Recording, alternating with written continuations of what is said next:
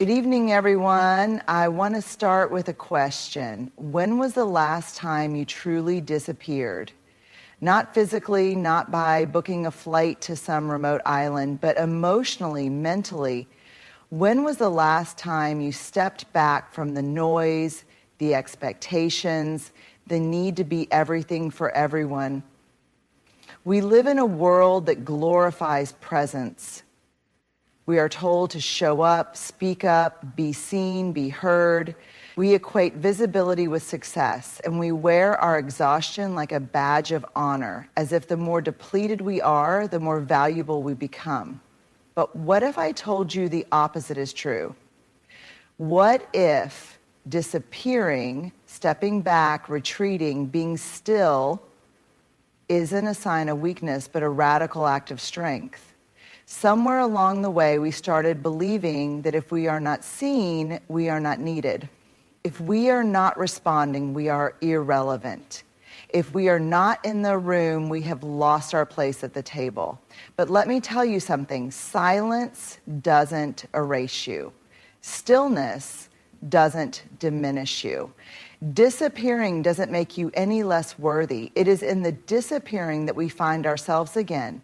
When we step away from the constant demand to be on, we make space to listen to ourselves, to our instincts, to the truths we've been too busy to hear. We allow clarity to emerge.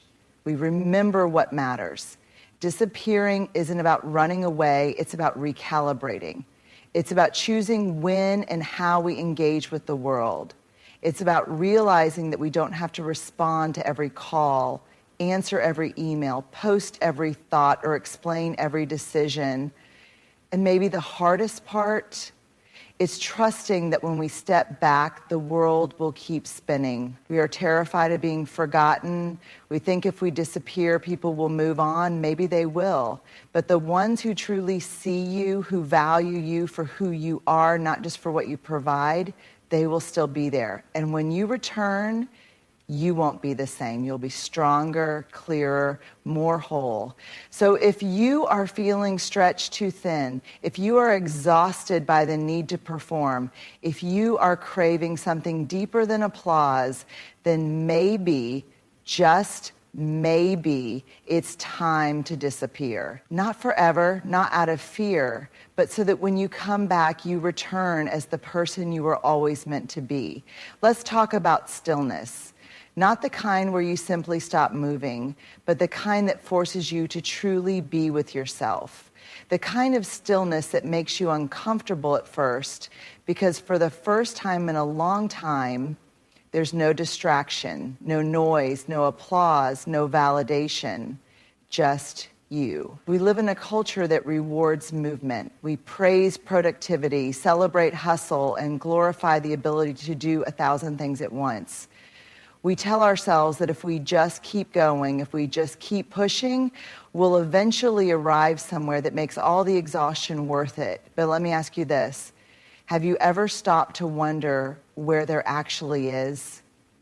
Because so many of us are running so fast that we don't even know what we're running toward anymore. We are addicted to busyness, mistaking it for purpose. We keep our schedules full so we don't have to sit alone with our thoughts. We fill every silence with noise because the quiet scares us.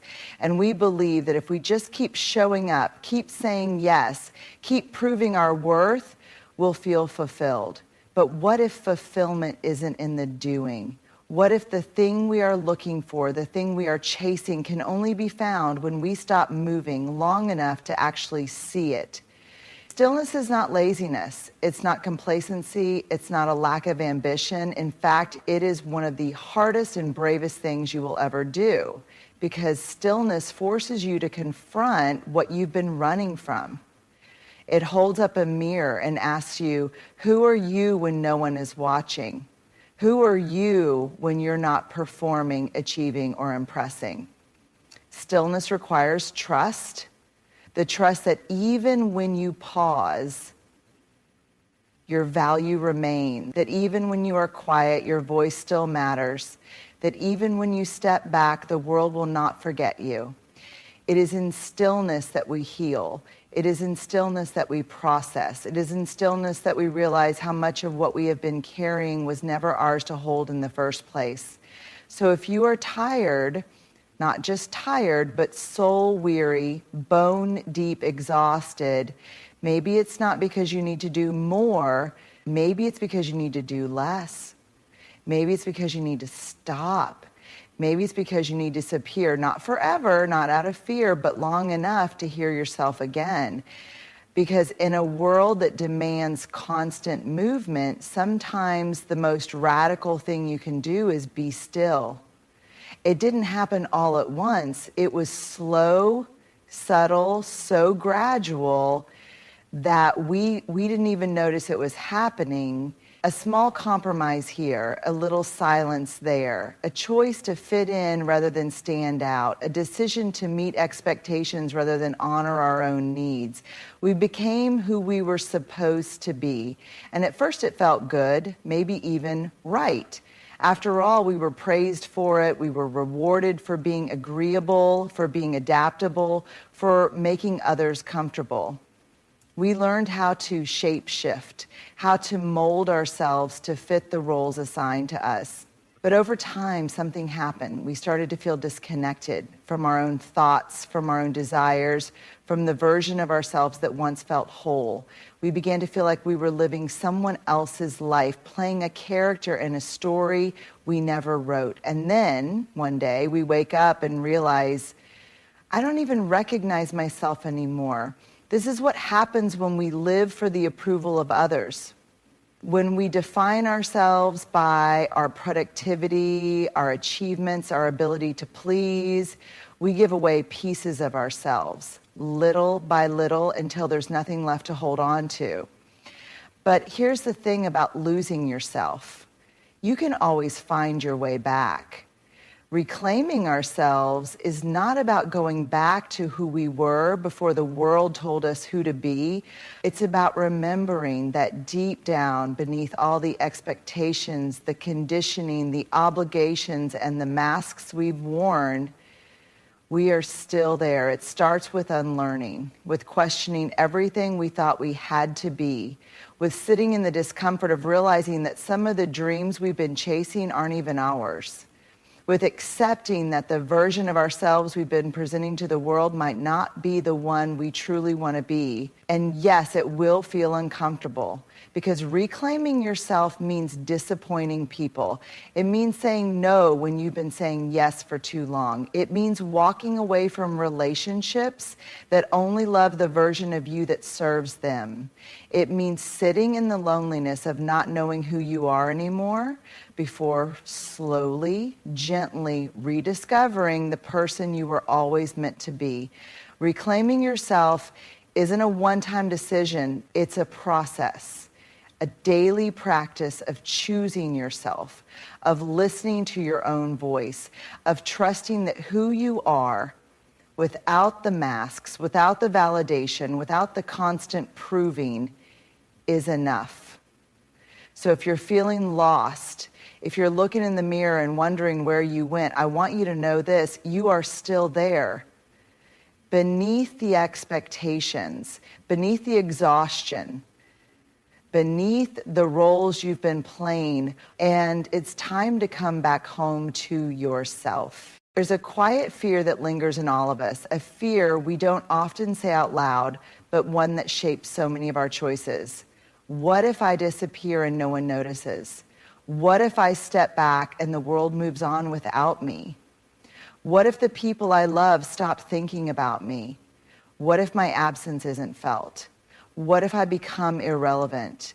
This fear runs deep because at our core, we all want to matter. We want to be remembered. We want to know that our presence makes a difference, that our voice is heard, that our work, our love, our very existence leaves an imprint. And so we keep showing up. Even when we're exhausted, even when we're stretched too thin, even when we feel like we're losing ourselves in the process, we post, we respond, we say yes when we want to say no, we overextend, we make sure we are seen, because to be seen is to be real. right? To be included, to be relevant, to be wanted. But here's the hard truth. No matter how much we do, no matter how loudly we live, the world will keep spinning with or without us. People will move on. Their lives will continue. The spotlight will shift. And that is not a reflection of our worth. It is simply the nature of life. We fear being forgotten because we equate being out of sight with being out of mind. We assume that if people don't constantly see us, they'll stop caring. That if we take a step back, we'll lose our place. But the truth is, real connections, the ones that matter, don't disappear just because you do. Think about the people you love most, the ones who have impacted you in ways words can't explain. Maybe they were mentors, friends, family. Maybe they were a stranger who showed you kindness in a moment you needed it most. Now ask yourself this. Do you remember them because they were always visible? Or do you remember them because of the way they made you feel, because of the way they showed up? Not for attention, but with intention. Being remembered isn't about constant presence. It's about meaningful impact. It's about how you exist in people's lives, not how often they see you. The truth is, we don't need to be in the room to matter. We don't need to post every thought, attend every event, answer every call. We don't need to exhaust ourselves trying to prove our existence. The people who truly see you, the ones who value you for who you are, not just for what you provide, won't forget you when you take time to rest, to heal, to disappear for a while. And if someone does forget you the moment you step away, maybe that's proof that you never truly mattered to them in the first place. So let go of the fear. You are not here to perform for the world. You are here to live, to grow, to evolve. And sometimes that means stepping away. You are not forgotten. You are not replaceable. You are not defined by how visible you are. You matter, whether the world is watching or not. From the time we are young, we are taught that visibility equals value, that the more seen we are, the more important we must be. We are praised for achievement, for standing out, for making our mark in ways that are loud and noticeable. And so we chase it. We chase recognition. We chase relevance. We chase the applause, the approval, the reassurance that we matter. And when we get it, when the spotlight lands on us, when people are watching, when the validation rolls in, it feels good. It feels right. It feels like proof that we are on the right path. But what happens when the spotlight shifts? Because it will shift. Maybe not today, maybe not tomorrow, but eventually the attention moves. The world finds something new to focus on. The applause dies down. The people who once needed you, who once hung onto your every word, find someone else to follow.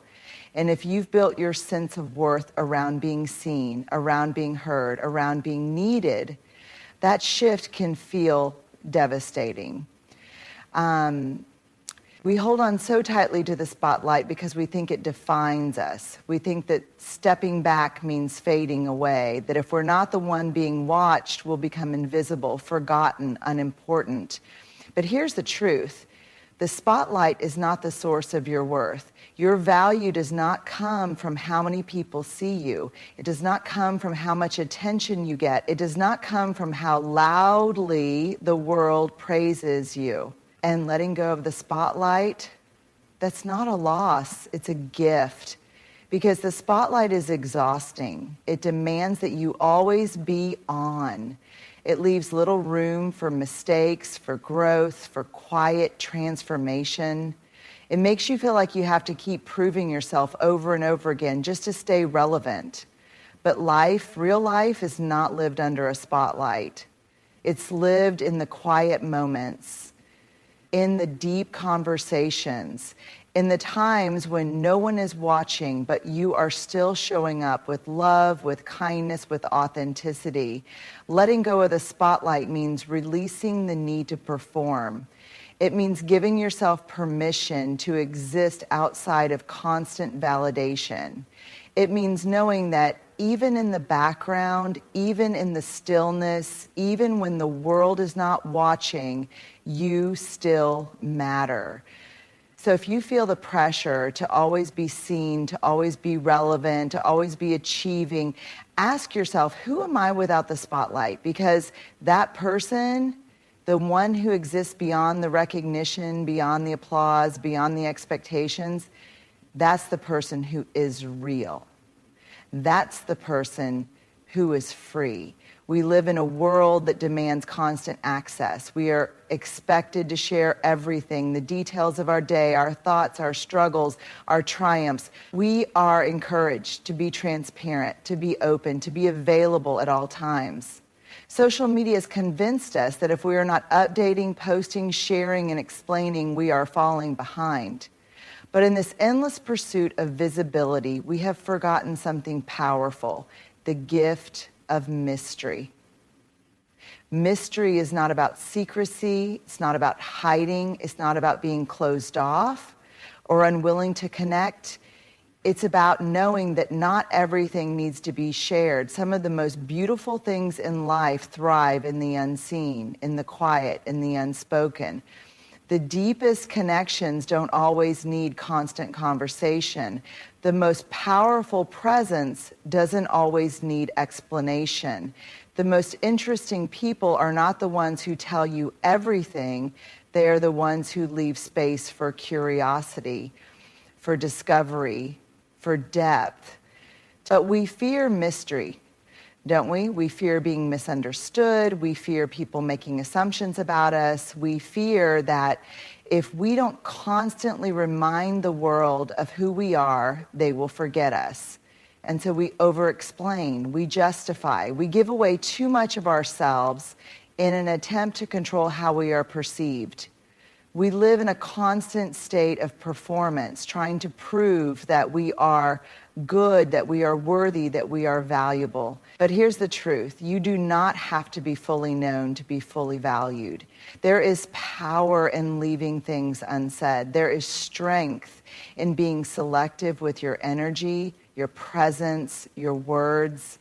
There is beauty in allowing others to wonder, to question, to seek you out, rather than feeling obligated to lay everything bare.